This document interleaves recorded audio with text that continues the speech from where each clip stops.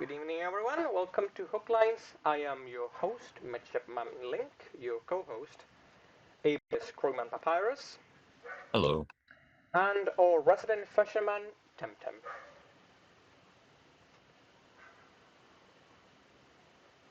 He is a bit silent.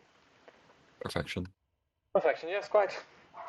Anyhow, this is our first episode on what will be essentially the radio of Tradelands, I guess. Isn't that right, Pappy? Yep. Kind of like a weekly war report. Do more than war reports. Just a chill station. Pretty much. We'll be speaking about essentially whatever goes on at the moment. We also include lore discussions in our programming. And something that'll probably come next week, the sub-show of the podcast that will be called Top Sail. Essentially, Tradeland's parody of Top Gear. Peak idea. Trust. I had that idea, and essentially that'll be the parody of the famous racing show. Regardless of that, today we have on our programming the episode will be about Purshovian War. yes, Purshovian. I'm having a bit. This is essentially the pilot. Sorry if we get any mistakes. It was just for today, and we are trying to get everything more polished up for next week. Yes, next week. Anyhow, you want to read the initial part, Papyrus? Yeah. So, Purshovian War. It is raging on in the Western Seas, including Terran Fort Bay, which recently had some conflict occurring. Um, Nova Belaruska and Whitecrest are fighting together against the Green Menace. That is Purshovia. During the beginning, we managed to successfully defeat the Second Fleet due to the combined efforts of Whitecrest and Nova Belaruska, the First and Second Fleet, respectively. On the 6th, the Second Nova Belaruska Fleet met the Purshovian Fleet on the South Purshovian Sea, which ended in a retreat. Tactical runaway. Tactical runaway, yes. The second runaway to Western, if I'm not wrong. And during that time, the Second Whitecrest and First Nova Belaruska Fleet landed on Westmere. After a bloody battle, the Allies captured the island. Then on 7th, the Nova Belaruska Third Fleet, patrolling the seas around Westmere, came across the Purshovian Fleet. After a short and brutal battle, the Belaruscan fleet was obliterated. The next week, Wednesday the 13th, the Allies attacked the Purshovian city of Bern and its weapons factory. After close and bloodied fighting, the Allies destroyed the factory, hindering the Purshovian war efforts. They weren't even able to get the cannons out. On the week of the 20th, the Purshovian fleet came head-to-head with the Second Whitecrest and First Nova Belaruska fleet, which resulted in the total destruction of both Allied fleets. The same day, on our very own isles, the Purshovians invaded Whitecrest, invaded the Whitecrest-held island of Cannoneers Key. The Whitecrestians couldn't manage to hold the island, and it's now under the hands of the Federation. The week of the 27th, the Second Nova Belaruska fleet tried to break the Purshovian blockade at Westmere, which resulted in the failure. The Purshovians promptly landed and recaptured the island. The same day, the Fourth Fleet proceeded with the invasion of Dresden. They were beaten back and defeated by the Purshovians at Terran Fort Bay. So that's Any comments? Hmm? Do you have any comments? Well, so far it seems the war is at the start on the month of February. It seemed the Allies would have won the war as we did capture Lissy and what was the name of the other island? Westmere? I could swear no, we captured something else apart from Lissy. It's on the oh, we have it on the map, right? If I might turn your attention to the map we have on screen right now. We have the Allies on February captured the islands of Lissy and Swansborough. Right. But it seems that our efforts in pushing further into the Purshovian continent have resulted in complete failure. Yeah. Unfortunately, it seems on the Nova Belaruska side, our fleets were way too far separated from each other. So we couldn't support our own fleets with other fleets, so they were slowly picked off and sunk.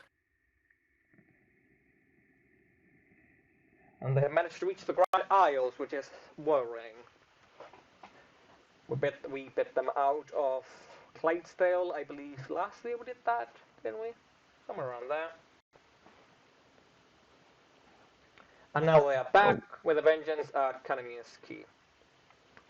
We got to mention, by the way, just the other day, on the 6th of April, Whitecrest's 4th Fleet has gone missing, vanished somewhere in Terranfort, and the 1st Fleet was destroyed trying to defend the home isle of Whitecrest from the Inyolans. The Inyolans were able to successfully blockade Whitecrest. Yes, that is correct. As a last-minute notice we received the day before getting to recording this episode, the Inyolians are blockading at the moment the island of Whitecrest. It's very bad timing too, with the new coronation of the next king. Speaking of, yesterday also, well, really today during the morning, Zack stepped out of the throne after his 7-year reign over Whitecrest or so. Long time. He's been ruler of Whitecrest. And the new king, Jungle Jim, has taken the throne. And we are looking at the new chancellor very, very soon for Nova Baureska. Right. We are also having elections. As a little side note, the candidates at the moment are CJ, Icebreaker, and I think his full name is Little Sunflower, if I'm not wrong. Sunflower, yes. This seems to be a turning point in the war, though. Yes, to both nations at the moment. And not to mention, the Björklanders have been also defeated a few days back at Lexington. They have, according to reports, the biscuit factory that has been supplying the Grand Isles with cookies has been destroyed. A great travesty for all.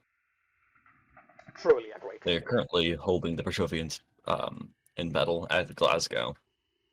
Correct. It is a shame. Their intervention in the Grand Isles would have easily turned the tide of the war towards the Allies, but it is what it is. We'll be trying to cover in the coming weeks whatever occurrences happened in both wars. We know this was meant to be a Purshovian war, but but the situations have forced us to include this information as a last-minute notice. It's hard to mention one side of this war without mentioning the other. The Inyolan conflict is very much meshed into the Purshovian conflict. Pretty much. One might think they're allies, but no, both nations still do not like each other, despite them beating both factions of the Grand Isles back.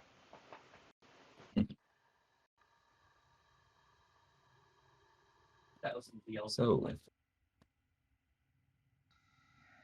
I think that about does it. Do you have any other comments to add for today's episode, Bobby? Vote CJ. Correct, vote CJ. He's being sponsored by the Hooklines Broadcasting Corporation, headquartered in 3rd Star Street. So I think we have no more information for this report that has covered the month of April and month of March, I meant. And this very first week of April. Yes. So I think this is where we're going to cut it off, pretty much. This is going to be a bit of a short program, at least these special ones. We'll have longer episodes for all law discussion and general discussion episodes during the coming weeks. We'll also have some guests over for those. Yep, we'll have guests, we'll have more different varieties, we'll have fun games, and if you have been involved in the war from the start, reach out to any of us. We are looking for more voices to tell of the experiences during the war. Very much so. Also, look out because probably next week we'll be airing the first episode for Topsail.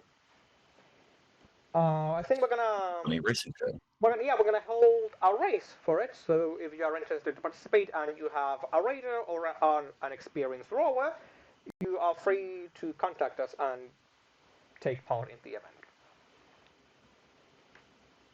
The Topsail game show it's a raider race.